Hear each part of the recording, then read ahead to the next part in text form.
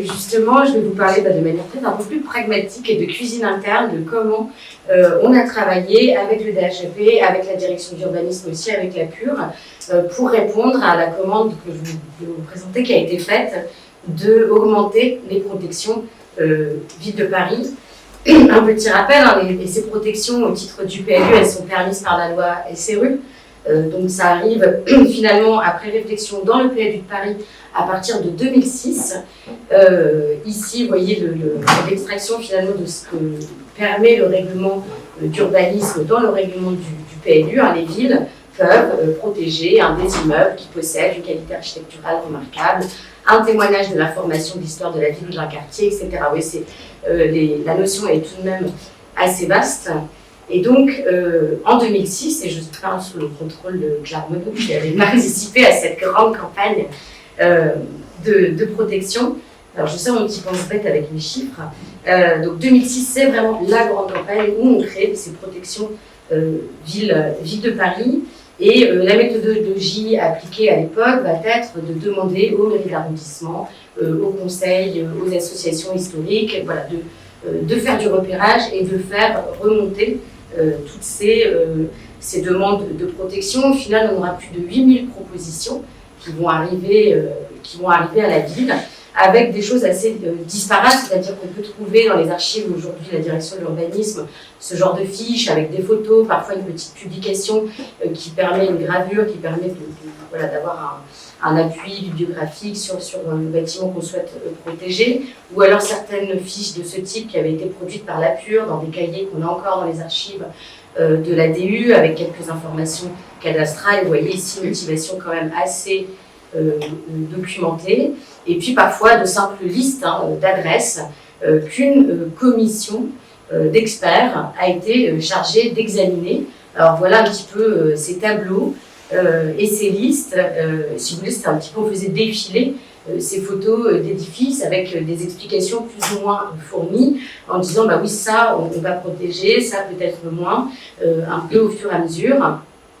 Ce qui explique aussi ce que disait Pauline, ces motivations aujourd'hui qu'on trouve dans le PLU qui sont assez succinctes parce que le travail de documentation approfondi n'a pas toujours pu être fait eu égard à l'ampleur de ces adresses.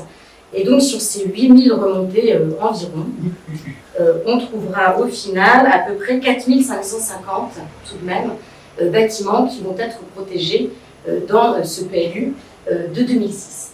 Et quid des autres adresses, me direz-vous? Est-ce qu'on les a tout simplement écartées ou pas? Non. C'est ce que vous trouvez aujourd'hui dans le PLU, et on me pose souvent la question, mais qu'est-ce que sont ces petites étoiles dorées? Eh bien, ce sont des parcelles dites signalées, qui avaient été justement signalées dans le cadre de la grande enquête de 2006, et qu'on n'a pas souhaité totalement écarter. Donc on les a quand même repérées sur les documents graphiques, sachant que ce repérage n'a pas valeur juridique, contrairement évidemment aux protections ville de Paris. Donc voilà un petit peu ce qui s'était passé en 2006, à savoir qu'au fur et à mesure des révisions du PLU, alors pas l'ampleur de celle d'aujourd'hui, mais les révisions successives, on a pu ajouter des protections, à peu près 140 jusqu'en 2016 et jusqu'au PLU actuel, soit qui venaient de la direction de l'urbanisme, soit aussi beaucoup grâce au travail de la commission du Vieux Paris, du DHAP, qui avec en fait ce travail de terrain et de repérage permet de dire ah là, attention, on a quelque chose qui est important, qui est passé entre les mailles du filet avant, et c'est bien normal parce que ce travail d'inventaire est constant, aussi eu égard à l'évolution de la notion patrimoniale. Je vous ai mis un petit exemple ici de protection qui a été faite suite à un vœu de la commission du Vieux Paris, j'ai pas mis la date, mais je crois que c'est en 2010, où la commission est appelée à se prononcer sur la destruction du bâtiment que vous voyez ici à gauche, en profite pour repérer cette petite maison qui, auparavant, n'avait pas fait l'objet d'une protection, n'avait même pas été repérée, alors peut-être cette partie du 11e arrondissement n'avait pas été étudiée, en tout cas elle est repérée par la commission, qui demande une protection, ce qui sera effectif puisque aujourd'hui elle est bien protégée en tant que PEP. Alors vous voyez que le bâtiment qui a été construit à côté, malgré la résolution de la commission qui aurait souhaité quelque chose de moins haut, le bâtiment ancien a été détruit. On imagine qu'aujourd'hui, dans notre perception de la protection au titre du PLU, ce bâtiment aurait peut-être été préservé. Voilà. En tout cas, vous voyez cette avancée au fur et à mesure. Et puis, on arrive à la commande, exprimée en 2021, donc après décision de renouvellement du PLU en 2020. Et la commande, c'est d'augmenter considérablement le nombre de parcelles et de bâtiments protégés, avec l'idée d'identifier un patrimoine qui n'avait pas été identifié dans les précédentes campagnes, donc patrimoine industriel, patrimoine des équipements, immeubles d'habitation, patrimoine contemporain. Et vous verrez dans la carte des nouvelles protections Ville de Paris que ça a aussi une incidence au niveau topographique, donc l'intérêt chronologique, typologique, mais aussi topographique, puisqu'on va aller protéger des arrondissements périphériques qui n'avaient pas été aussi bien étudiés, en tout cas considérés, dans les premières campagnes. Quelques exemples ici à droite de bâtiments qui ont été proposés à la protection dans le cadre de cette commande et qui sont effectivement aujourd'hui protégés dans le PLUB tel qu'il est soumis à enquête publique. Par exemple, voilà, en termes d'équipements hospitaliers, l'Institut Alfred Fournier, les ILM de Porte de Vincennes, vous voyez, on est aux portes de Paris en 1954, des bâtiments des années 80 aussi, on va aller jusqu'à protéger des bâtiments à peu près jusqu'aux années 90 qui font aujourd'hui partie de notre patrimoine. Alors je reviens sur notre petite cuisine et notre méthodologie. Pour l'identification, on est resté à peu près sur le même principe de faire appel via les mairies d'arrondissement aux associations qui devaient faire remonter de nouvelles adresses. On a aussi sollicité les services de l'État, on a eu des discussions avec les ABF qui avaient évidemment un regard sur les nécessités de protection, l'ADU et puis toujours la CVP qui continue son travail de veille avec le DHAP qui avait des adresses à proposer dans le cadre de ce renouvellement. Au niveau de la sélection, il y a eu plusieurs phases, peut-être par rapport à la campagne de 2006, c'est-à-dire qu'il y a une commission technique qui a examiné toutes ces remontées qui ont été insérées dans des tableaux. Alors, un petit exemple de ces tableurs un peu rébarbatifs sur lesquels on a passé beaucoup de temps à examiner les adresses. Donc, une commission technique composée de membres du DHAP, de la PUR et de la direction de l'urbanisme, qui donc ont examiné ces adresses, en ont écarté certaines pour plusieurs raisons. Parfois, elles étaient déjà protégées, parfois, elles n'avaient peut-être plus d'authenticité, ou parfois n'avaient pas une valeur patrimoniale, c'est-à-dire que la demande de protection, par exemple, d'une volumétrie était justifiée, mais pas du bâtiment en tant que tel, en tant que patrimoine. Donc, il y a eu un travail de tamis et de redistribution. Je n'ai pas les chiffres de combien d'adresses ont été remontées, mais on en a examiné et documenté, je crois, à peu près 1250. Et c'est sur le travail de documentation qu'il y a un gros effort qui a été fait dans ce nouveau PLU, puisque nous avons eu la chance d'avoir un renfort d'historiens et de chercheurs au sein du DHAP qui ont pu mener tout un travail de recherche bibliographique, de recherche en archives, même de recherche de terrain, qui ont conduit à des motivations. Je vous donne un exemple ici. Vous voyez, on parlait de motivations qui parfois font quelques lignes. Là, aujourd'hui, dans ce qui a été proposé pour le nouveau PLU, vous avez une documentation et une motivation qui est extrêmement développée, avec un point de contextualisation, des datations précises, des références bibliographiques, des noms d'architectes. Donc il y a un travail beaucoup plus fin qui a été fait, qui a pu être fait dans cette phase. Il y avait aussi moins d'adresses à documenter, 1200 tout de même, c'était quand même un travail de 6 mois avec 6 chargés d'études à temps plein. Donc c'est pas anodin. Et puis je vous donne ici cet exemple voilà, de petits hôtels particuliers dans le 17e, on en a toute une série. Je vous montrais au-dessus, vous voyez ces étoiles de signalement. Ce sont beaucoup ces petits hôtels particuliers dans le 17e. Et bien ici, il y a quand même certaines de ces parcelles signalées à l'époque qui ont été reprises et aujourd'hui qui ont fait l'objet d'une protection parce qu'on s'est rendu compte que ce qui avait été écarté pour certaines raisons à une époque, aujourd'hui, ne peut plus l'être. Donc voilà un exemple d'une parcelle signalée qui devient une PVP et qui fait l'objet d'une motivation extrêmement approfondie. Ces motivations permettant en fait de renforcer la portée juridique de cette protection au sein du PLU. Alors voilà une cartographie avec en bleu les PVP qui existaient auparavant et les 1326 parcelles, en réalité 835 nouveaux ensembles bâtis, puisque parfois il y a des bâtiments sur plusieurs parcelles qui ont été intégrées dans le projet de PLU tel qu'il est actuellement. Il nous reste des adresses qui n'ont pas été intégrées tout simplement pour des questions de temporalité, mais qu'on conserve précieusement, puisqu'il nous a été promis que lors de prochaines révisions, nous pourrions réintégrer au fur et à mesure des adresses.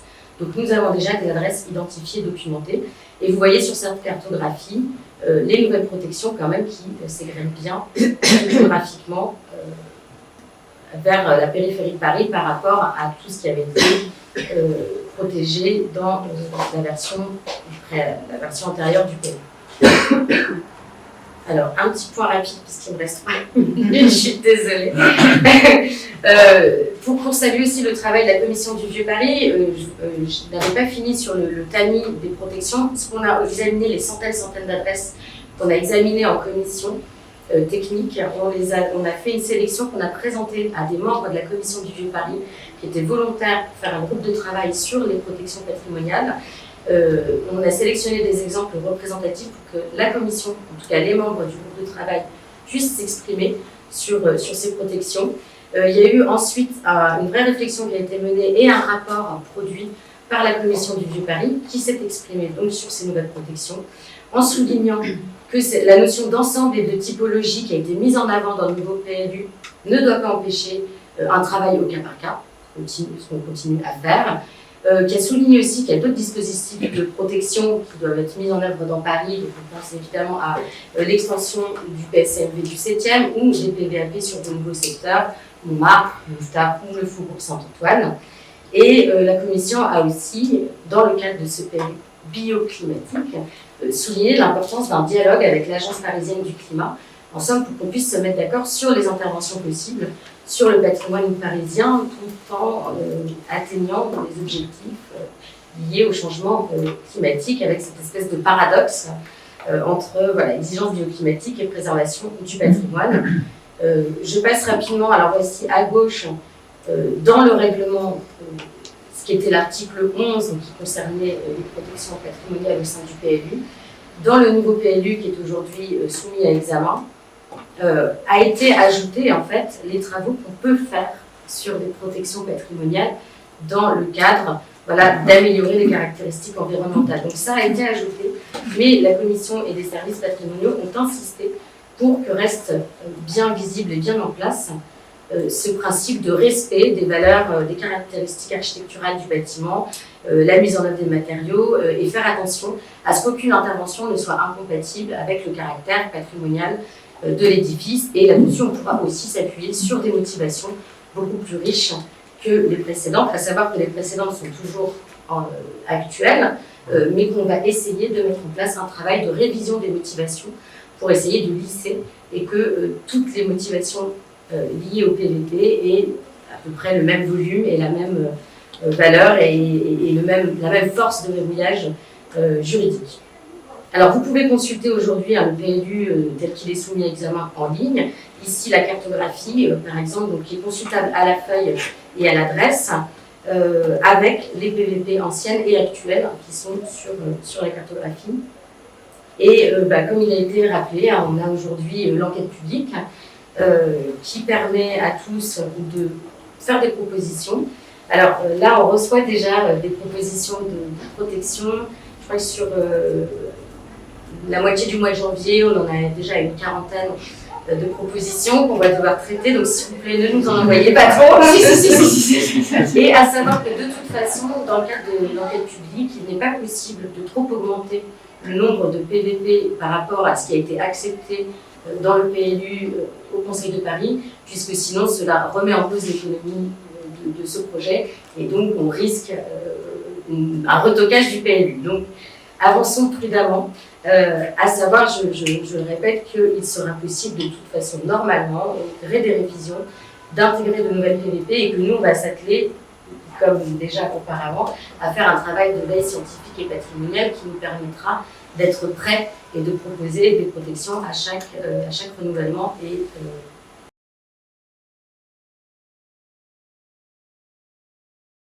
Donc le PVP va continuer, vous allez continuer à en ajouter de manière limitée, mais vous allez continuer à en ajouter. Là, dans le cadre de l'enquête, il y en aura en plus. Il y en aura en plus. Certaines sont déjà préparées, d'autres, il va falloir réécrire, refaire un travail de documentation. On a déjà, je crois, 150 adresses qui sont prêtes. Et on va voir dans quelle mesure on peut en ajouter d'autres en se concertant avec la Vous avez vu arriver le chiffre de 700? Non, là on en est à 850 et on nous avait évoqué la possibilité d'un 20%, mais c'est un peu des... En gros, jusqu'à 1000, quoi.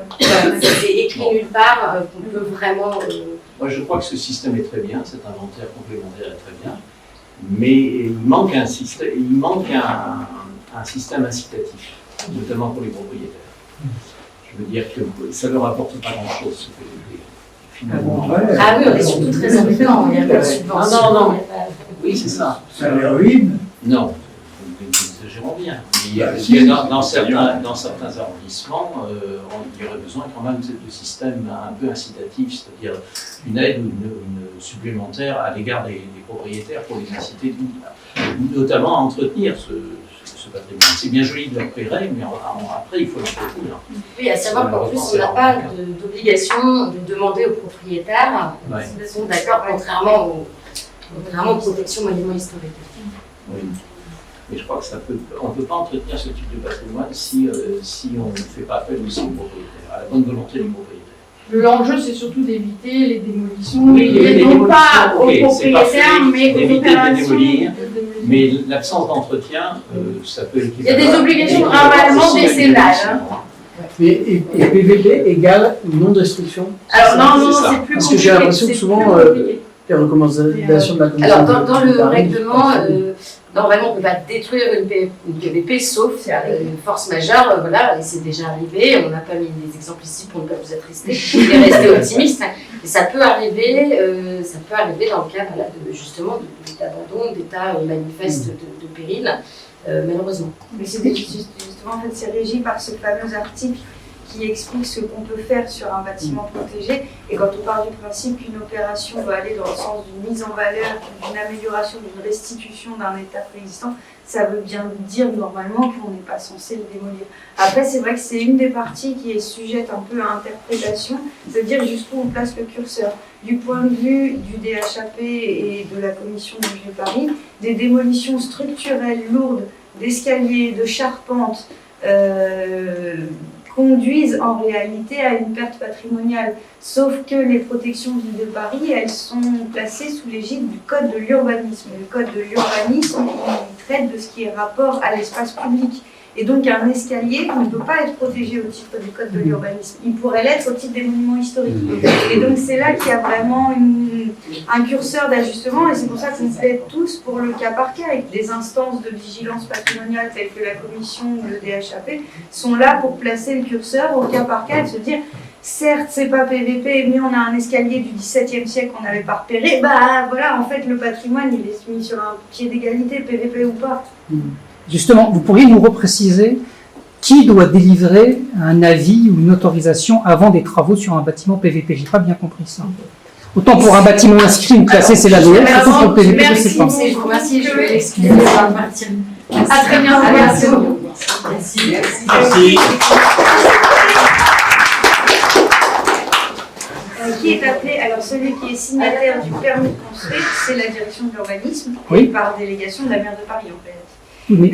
Les avis ensuite qui sont sollicités, c'est le département d'histoire et d'architecture, systématiquement. Alors c'est à la discrétion de l'instructeur de la ville de Paris, l'instructeur du permis de construire, c'est-à-dire quand on va anciennement à Morlan et aujourd'hui à Avenue de France déposer un permis, l'instructeur l'enregistre et va cocher des services à consulter. Normalement, PVP égale DHAP et potentiellement Commission du Vieux Paris. Les architectes des bâtiments de France sont appelés à se prononcer aussi sur les PVP, même si voilà, il y a une répartition de compétences qui fait que les protections du ministère de la Culture ont tendance à être surveillées par l'architecte des bâtiments de France du ministère de la Culture, et les protections de Ville de Paris sont un peu plus regardées par les services municipaux. D'accord. Mais en réalité, c'est les mêmes instructions que pour tout permis de construire, avec cette petite nuance que voilà, l'urbanisme, ils savent que protection de Ville de Paris, il y a une case des HAP et commission du Vieux Paris qu'il faut passer.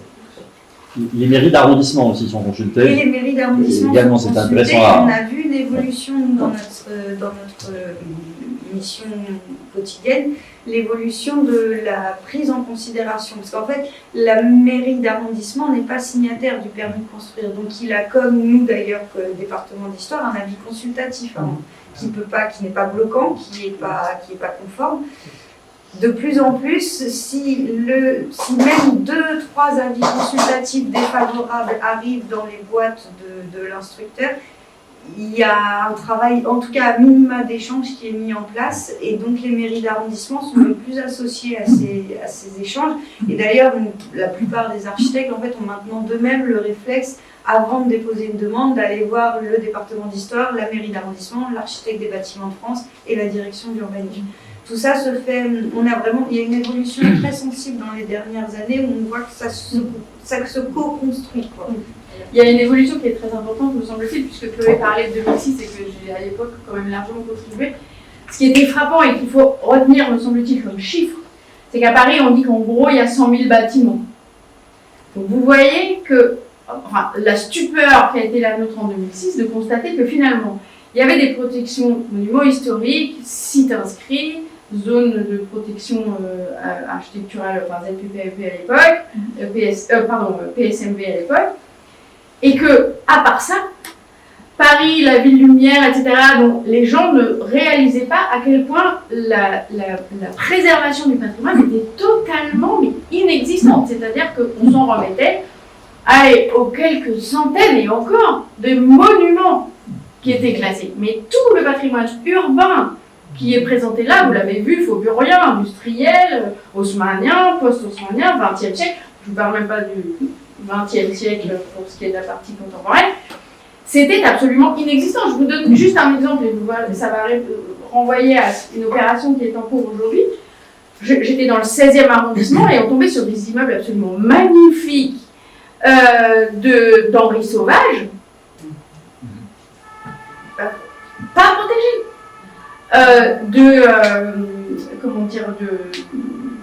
L'architecte du métro, Hector Guimard, pas protégé. En ce moment, il y a une exposition, je crois, il y a une opération là. Hector Guimard, rien n'était protégé. Ni monument historique, ni. Parce que ça n'était pas monumental, etc. Donc, franchement, la progression est vraiment. À la fois la progression en termes de recherche, mais aussi l'organisation que vient de présenter Pauline, parce que, voilà, il a fallu quand même une bonne quinzaine d'années pour que le système se mette en place. La commission du Vieux Paris en tant que telle, et Grégory est là pour en parler, c'est une enceinte dans laquelle on peut évoquer des sujets quand ils sont déjà dans la machine, quoi. Donc là, il y a tout un travail quand même qui est à saluer, et un nombre, si je compte bien, qui arrive autour de 5500 en tout, quelque chose comme ça. Voilà, on progresse. Moi, j'ai une recommandation à vous faire. Franchement, s'il y a des bâtiments, je me touche les oreilles, s'il y a des bâtiments dont vous trouvez qu'il y a un intérêt vraiment patrimonial, un intérêt historique, urbain, architectural, etc., tout ce que vous voulez, je pense que ça vaut la peine, d'aller vérifier sur le site quel est le niveau de protection ou pas, et 2, si vous constatez que vraiment il n'y a rien, faire une petite fiche, c'est vraiment l'objet de Paris historique. Donc, il reste 22 jours. Ça, c'est la contrainte. Donc, pendant 22 jours, vous pouvez prendre votre petit calepin et aller... Et du coup, des associations comme Paris Historique, vous faites des contributions globales, groupées? Alors, je vais m'exprimer en tant que président. On a un groupe sauvegarde qui a été plutôt pas très actif sur ces histoires de PVP, puisque moi, tu sais, quand ça avait commencé, Pauline, j'avais tout de suite, au début des réunions des HAP, j'avais tout de suite évoqué cette possibilité au groupe sauvegarde, avec son pas très nombreux, 5-6 personnes, de pouvoir présenter les PVP. Mais bon, pas eu vraiment de réponse. Mais ce soir, Mais ce soir, c'était une bonne occasion pour relancer tout ça, voilà, à tous les membres de l'association. Et en plus, comme tout ça va être diffusé, on espère que c'est un retentissement assez rapide. Mais voilà, il faut avouer que de temps en temps, voilà, il n'y a pas les réponses qu'on pourrait espérer. Je vais vous donner une simple précision. Actuellement, l'annexe 6 qui s'applique, elle date de 2016 en fait. Pardon ? L'annexe 6 qui fait la liste de tous les plans, de tous les bâtiments protégés. Le PLU qui s'applique, apparemment cette annexe 6 date de 2020, c'est la même que celle de 2016. Donc c'est toujours celle-ci qui s'applique. C'est la dernière vraie mise à jour la du centre de 2016. protection patrimoniale, c'est 2016. Alors je demande ça parce qu'on s'est acharné à prendre en photo tout le PPBP 2016. Alors je voulais savoir si on était vraiment maintenant à la rue. Il nous manque donc 1000 nouveaux bâtiments, c'est ça? 1000 bâtiments qui seront définitivement protégés à partir du moment où le PLU sera défini. Le PLU sera définitivement entériné. Donc Pour l'instant, c'est ouais, toujours, vous pouvez commencer à repérer ce qu'il faudra les prendre en photo dans le dans le calendrier, la fin du parcours, l'approbation définitive, c'est décembre 2024. Oui, c'est ça. On a vu tout à l'heure le tableau, un extrait du tableau d'analyse. Mais j'étais curieux de savoir quelles étaient, grosso modo, les choses que vous regardiez lors de cette analyse. Et ma question est aussi en lien avec le fait que dans certains quartiers de Paris qui ont été beaucoup plus remaniés, beaucoup plus détruits malheureusement depuis 20, 30, 40 ans, il y a certaines petites maisons encore qui existent, qui en soi n'ont pas une valeur historique formidable, et si elles étaient au milieu du 16e, au milieu des beaux immeubles que vous venez de citer, bon, on se dirait celle-là on peut l'acheter. Et en revanche, elles sont des derniers témoignages, et je voyais l'image de la Goutte d'Or tout à l'heure, c'est ce que j'ai en tête. Est-ce que du coup vous regardez aussi le bâtiment dans son environnement, ou quels sont les critères en gros Oui, tout à fait. Alors, nous, on a un critère qui est plus restrictif dans le cadre de notre exercice courant, de nos missions courantes, c'est-à-dire que c'est premièrement tout de même l'ancienneté. On trouve encore par hasard des escaliers du XVIIe siècle dans Paris. Ils pourraient être considérés comme sacrés, donc il y a ce premier chapitre. Il y a l'authenticité. Si on a des murs du XVIIe, mais un escalier en béton et des dalles en béton à tous les niveaux, il ne reste plus grand-chose. Donc 2 critères, ancienneté, authenticité, c'est un fait. Après, la commission du Vieux Paris et le département d'histoire ont toujours accompagné la notion de patrimoine dans son évolution. Elle a été assez pionnière dans la défense du patrimoine faubourien dans les années 90. Elle est aujourd'hui assez pionnière dans la défense du patrimoine des années 1960-1970, où on voit bien que les immeubles, les façades des immeubles des années 70 disparaissent les unes après les autres pour des enjeux justement climatiques, de déperdition énergétique, etc.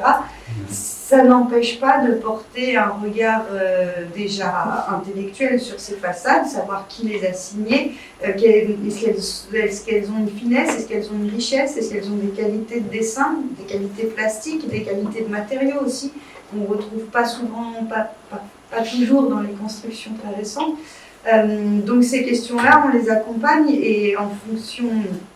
Et dans un accompagnement vigilant, c'est là l'idée d'avoir fait des thèmes de protection patrimoniale nouvelle, c'est qu'on nous incitait à aller chercher les 30 Glorieuses, à aller chercher le modernisme, et qu'on est arrivé jusque dans les années 90. Et il y a bien entendu, puisque le service instructeur du permis de construire, c'est le service du permis de construire et du paysage de la rue. Et il y a un des articles de l'ancien PLU qui donne une zone d'appréciation, c'est-à-dire l'intégration du projet dans le paysage existant.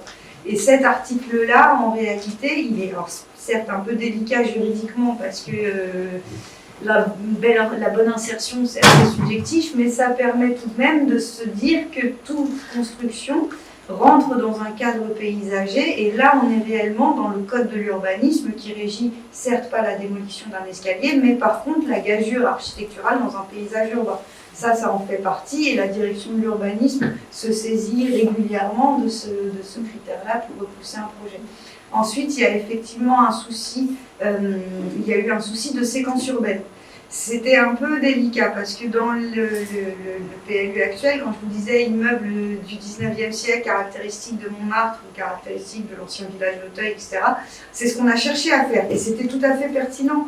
Mais en réalité, ça affaiblit la protection. Parce qu'à protéger un linéaire de bâtiment, en réalité, on perd un petit peu l'intérêt du bâtiment qu'on aurait dû vraiment protéger parce que lui est ancien, authentique, etc. Donc ça a été maintenu dans les nouvelles protections. On sent bien que de temps en temps, il y a 4-5 protections qui se succèdent, mais la motivation et le travail du renfort qu'on a eu en historien nous permet d'appuyer le pourquoi du comment. C'est pas parce que c'est un immeuble caractéristique de Montmartre, c'est parce que c'est une séquence cohérente de Montmartre avec des variations de hauteur qui tous sont sortis de terre à 5 ans près. Et donc tout ça, ça peut s'argumenter. Mais ça s'argumente avec des outils scientifiques un peu costauds et du temps. Et c'est ça qui, à chaque fois, est le problème. C'est qu'il faut... On n'a pas d'inventaire à Paris. Et en fait, le PLU, à chaque fois, les révisions du PLU nous rappellent « mais vous n'avez pas d'inventaire ». Et voilà. Et je pense que c'est important de rappeler ça, puisque l'ensemble du dispositif, on va dire, qui a décentralisé la question patrimoniale depuis l'État jusqu'aux collectivités locales, c'est très nouveau. C'est la loi paysage de 1992 qui crée cette opportunité qui concerne simultanément la question paysagère et la question du paysage urbain. Et donc cette question qui se répète et qui n'est toujours pas bien... qui est difficile à appréhender dans un règlement d'urbanisme, est inhérente à la constitution même de cette capacité des collectivités locales d'engager leur plan d'urbanisme pour ce faire.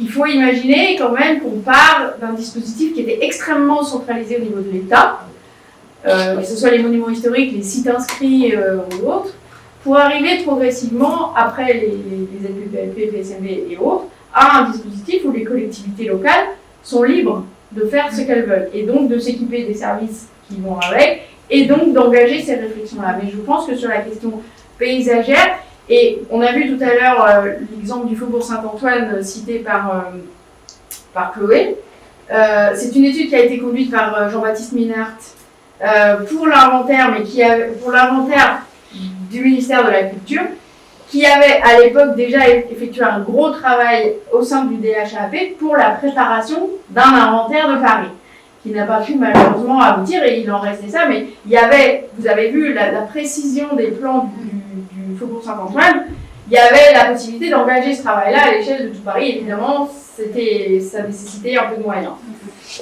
Mais ça peut toujours être fait. Concernant les maisons faubouriennes, moi je fais partie d'un collectif qui s'appelle Épinette Batignolles, qui se préoccupe évidemment des maisons faubouriennes de ces deux quartiers.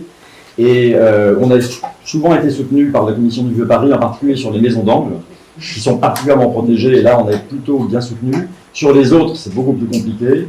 L'une des difficultés sur lesquelles il faut être très vigilant, c'est quand on a une série de maisons, effectivement, si la première qui se trouve accolée à un immeuble tombe, c'est une série qui risque de tomber puisqu'on s'ajuste au fur et à mesure à la taille de l'immeuble voisin.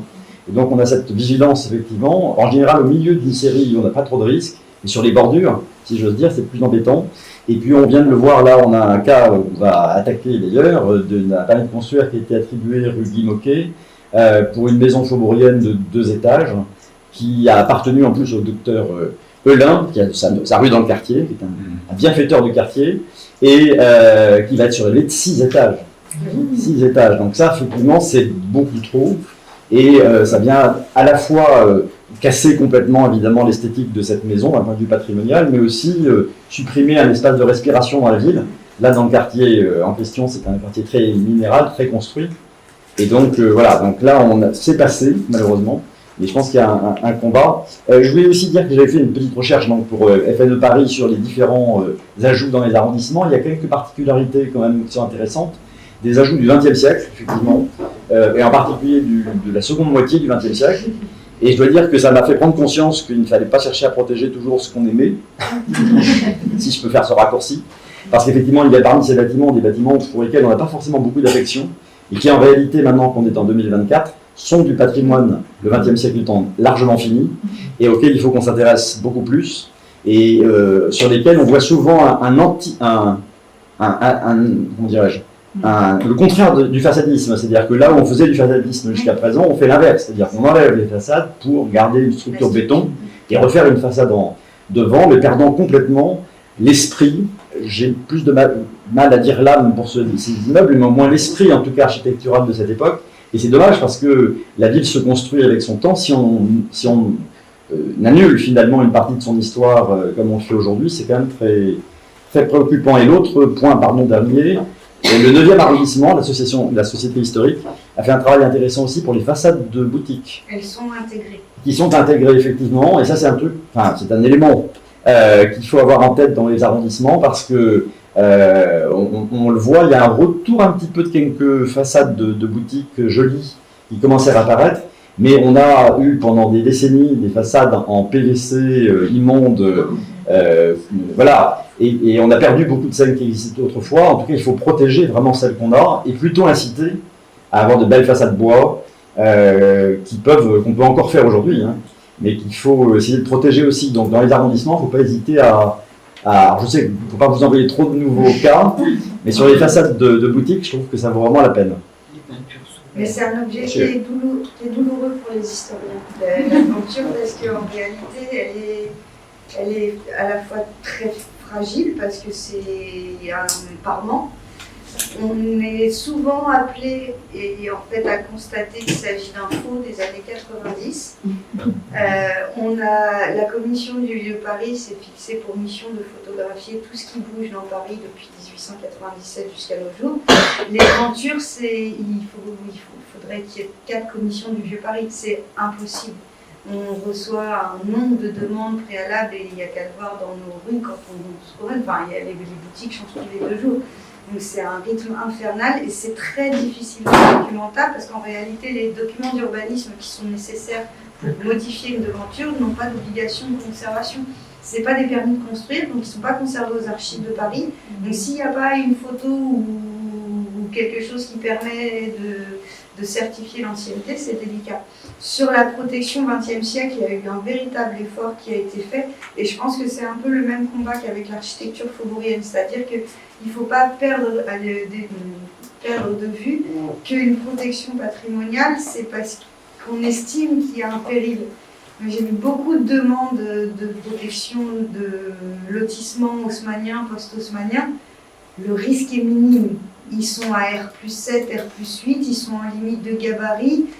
On pourra peut-être isoler les façades courettes par l'extérieur parce que c'est de l'enduit sur de la brique, mais sur rue, personne ne pense, et d'ailleurs aucun entrepreneur est capable d'isoler des moulures haussmanniennes avec du polystyrène, donc le risque est vraiment minime. Par contre, effectivement, il y avait des bâtiments comme le ministère des Finances, le POPV, des œuvres majeures du XXe siècle qui vont poser des questions légitimes de thermique, etc., mais qui sont des petits chefs-d'œuvre de l'architecture contemporaine et qui font partie de l'âme de Paris et du patrimoine parisien. Et là, il y avait un véritable enjeu de protection.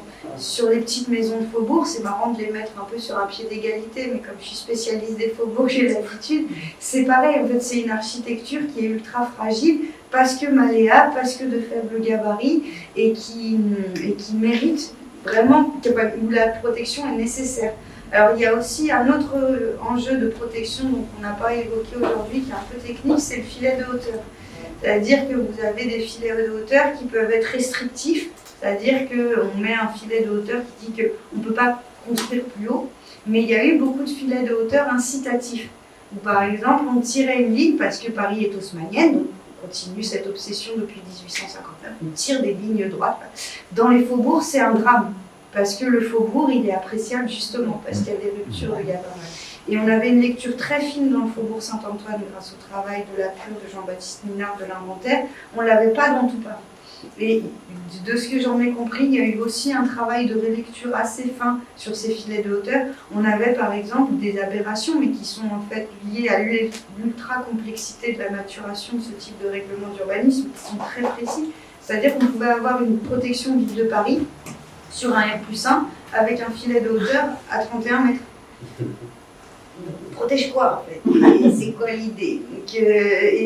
Ça peut devenir un outil de protection patrimoniale. Après, ce que le département d'histoire plaide souvent, c'est que si on protège par filet de hauteur, on protège un gabarit, on protège une hauteur.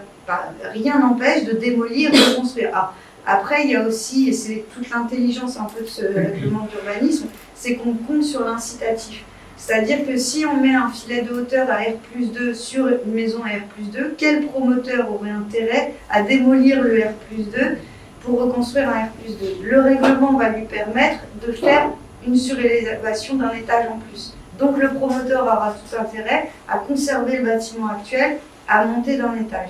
Ce que j'ai pas bien compris, parce que je suis côté vraiment historienne et là on rentre dans des détails assez techniques, c'est si ce problème du R+6 sur R+1 est réglé par le PLU. Ça, j'ai pas la réponse. En tout cas, il y a une règle des rues de 12 mètres, hein, effectivement, sur lesquelles, pour les rues de moins de 12 mètres, qui sont le cas de nombreuses petites rues, là, effectivement, il n'y a pas de possibilité en principe de surélévation. Malheureusement, la rue Guimauquet fait 20 mètres, et comme beaucoup d'autres rues. Et donc, c'est vrai que là, on va s'axer, nous, d'ici le 29, à finir de repérer tout ce qui risque d'être surélevé dans les rues de plus de 12 mètres, en fait, qui sont les plus menacées, parce que là, pour le coup, il n'y a théoriquement pas de protection, sauf effectivement des filets de hauteur. Enfin, sur une maison qui fait 2 étages, les filets de hauteur laissent encore un gros potentiel. Et ensuite, le deuxième combat, mais qui est plus compliqué, parce que c'est un peu plus esthétique, c'est la question de la surélévation elle-même. C'est-à-dire que il y a eu à un moment donné, c'est peut-être un peu moins vrai, la théorie un peu de la rupture, c'est-à-dire qu'il s'agissait sur un petit bâtiment haussmannien de mettre un gros coup de verre, je caricature un peu, mais pas tant que ça. Et ça, pour nous, effectivement, pour l'esprit même de la ville et de l'âme de Paris, ça pose un problème. Si en revanche, on garde les travées, par exemple, effectivement, de la construction, si on garde la couleur de la façade, bon, ça peut s'intégrer. Mais ce n'était pas forcément du tout le cas ces dernières années, où on a vraiment vu des surélévations, qui étaient des verrues urbaines absolument incroyables, sans même avoir démoli, on simplement rajouté dessus quelque chose qui n'avait vraiment rien à voir. Et puis il y a des surélévations qui déguisent en réalité le reconstruction. Oui. Parce que sur une architecture faubourienne à R+1, structurellement, ça ne tiendra pas. Je suis historienne, mais ça, j'arrive vraiment à le voir. Et donc c'est une structure béton qui repasse à travers tout le bâtiment, et il n'y a plus rien en fait. Et c'est là que la commission de Paris n'est jamais systématique, mais en tout cas elle essaye d'affirmer presque une règle de proportionnalité entre étages existants et étages créés. Nous, quand on rencontre des pétitionnaires sur site dans les visites aux demandes avant le permis de construire, on leur explique qu'il y a une règle de proportionnalité. Un bâtiment de R+1 ne peut pas servir de socle à un R+8. Il y a architecturalement parlant, ça ne marchera pas, ça ne fonctionnera pas. Et après, il y a un vrai travail aussi, mais qui n'est pas le nôtre, de sensibilisation, de formation, de comment intervenir sur l'existant. Parce que c'est la grande règle du PLU, justement, on ne démolit plus, on agit sur l'existant. Mais c'est une des aspects de l'architecture le plus complexe au monde. C'est-à-dire, créer un bâtiment, ça peut être un bon architecte, ça fait bien. Intervenir sur un existant potentiellement du 18e, 19e, 20e siècle, ou quelque chose d'ultra dessiné d'art déco, même pour surélever d'un étage un immeuble art déco, il faut savoir dessiner et avoir une sensibilité particulière. Et ça, c'est aussi, ça va être l'enjeu du futur PLU, c'est d'apprendre à travailler, enfin, pas d'apprendre à travailler sur l'existant, on sait déjà le faire, mais d'améliorer le regard qu'on porte sur l'existant et ce qu'on lui fait. On a des exemples quand même, pardon, sur les surélévations, c'est pas nouveau, ça fait des années, des décennies qu'on surélève. On a quelques exemples, quelquefois assez surprenants qu'on découvre, de surélévations passées. Je pense à des surélévations art déco, par exemple, sur des immeubles faubouriens de 3-4 étages, et tout d'un coup on découvre en saillie des 3 ou 4 étages en plus art déco, et une refonte un petit peu de la façade en bas. Et là on a un résultat qui est vraiment très intéressant, et qui a fait un très beau résultat. Donc il y a un art de faire de la surélévation, et c'est pas donné visiblement à tout le monde. Ce qui est écrit aujourd'hui dans le document final, et puis je pense qu'on va s'arrêter là, je vous laisse la parole pour conclure après, mais aujourd'hui, le PLU, aspect patrimonial, est présenté comme une nouvelle façon de penser le bâti et préserver les identités urbaines. Donc il y a bien cette question d'identité urbaine qui apparaît dans le PLU clairement. Il prévoit donc la rénovation de l'existant, c'est une priorité, c'est-à-dire qu'effectivement, ça remet en question la démolition. Une logique de sobriété énergétique, je pense que quand on en parle sur les bâtiments du XXe siècle, juste repenser que ce qui a été construit en pierre de taille, singulièrement au XIXe siècle, ne bénéficiait pas d'électricité ni d'énergie particulière, ce qui fait que, en fait, la capacité thermique des bâtiments en pierre de taille est bien plus grande que celle des bâtiments du XXe siècle. Même si, encore une fois, le plan d'urbanisme directeur répondait à des nécessités, voire, à mon avis, à quelque chose de très nécessaire, c'est-à-dire que les gens mouraient dans Paris et qu'il y avait un manque de confort qui était quand même criant, c'est-à-dire que tous avoir une salle de bain, des toilettes dans nos appartements, pouvoir se chauffer et d'avoir un prospect d'au moins 6 mètres devant sa fenêtre, c'est quand même, ça va dans le bon sens. Mais donc le plan d'urbanisme, il a aussi pour qualité d'avoir servi de paroxysme, de miroir et de nous avoir montré à quel point un règlement d'urbanisme pouvait être brutal dans certains tissus et nous a appris à regarder ces tissus. Et je pense qu'on n'aurait pas aujourd'hui de PVP si on n'avait pas eu un plan d'urbanisme directeur. Donc au lieu de fustiger un urbanisme destructeur et progressiste, etc., il faut s'interroger aussi sur le miroir que ça a offert et sur l'évolution ultra positive des règlements d'urbanisme depuis les années 1900 jusqu'à nos jours. On arrive à un degré de complexité qui est un peu flippant, mais qui, dans cette complexité en même temps, on répond à des vrais enjeux. Donc je pense que les protections de Ville de Paris et tout le système des filets de hauteur, etc., vont dans le sens d'une préservation du patrimoine, tout en cherchant à répondre aux enjeux énergétiques. Après, il y a une petite chose sur laquelle je voudrais quand même insister, c'est que les solutions toutes faites, toutes prêtes, qui sont obtenues et qui sont promues à grands coups d'aide au financement, ne sont pas forcément le reflet de l'avancée que les architectes du patrimoine peuvent obtenir en termes de rénovation énergétique. On voit arriver aujourd'hui, par exemple, des enduits en chanvre qui sont des correcteurs thermiques. Et donc le réflexe des 20 cm de polystyrène sur une structure bois de la fin du XVIIIe siècle ou du milieu du XIXe siècle, c'est une aberration. Peut-être qu'on peut juste tous en convenir et de se dire que les subventions, elles iraient aux matériaux qui permettent aussi la pérennité du patrimoine. Donc l'enjeu, voilà, on peut isoler par l'extérieur un bâtiment des années 70 sans pour autant chercher à masquer l'aspect 70s, parce qu'on le voit en réalité dans ces permis-là, ce qui est déguisé, c'est un délit de sale gueule. Et c'est une volonté de réécrire l'architecture. Et je pense que là, collectivement, si on arrive à identifier des objets patrimoniaux, il va falloir pousser pour que les subventions aillent aux dispositifs qui entraînent la pérennité et le maintien du patrimoine. Et il ne faut pas se laisser s'embarquer dans des matériaux présentés comme innovants et comme salvateurs, en fonçant et en englobant des milliers de millimètres carrés de façade sans avoir réfléchi aux conséquences que ça va avoir. Parce que le patrimoine, c'est protéger pour préserver et pour transmettre. Quand on transmet une structure en béton avec 20 cm d'isolant à l'extérieur, on a transmis quoi? On a transmis un bâtiment de 2024, même s'il restait un bout de structure béton 62 ans. Mais c'est malheureusement ce qui se fait pas assez fait. Comme on dit que c'est des bâtiments inexpressifs, donc forcément, on dit qu'on a un dessin renforcé au-dessus de 10 cm de polyuréthane et d'un manque de quoi. Tu connais très bien la place des fêtes, regarde au débouché de la rue du Président Gervais, c'est exactement ce qui est en train de se faire. Des fois, on met une belle fresque, bien sûr. Il y a eu des avis. Eh bien, merci beaucoup.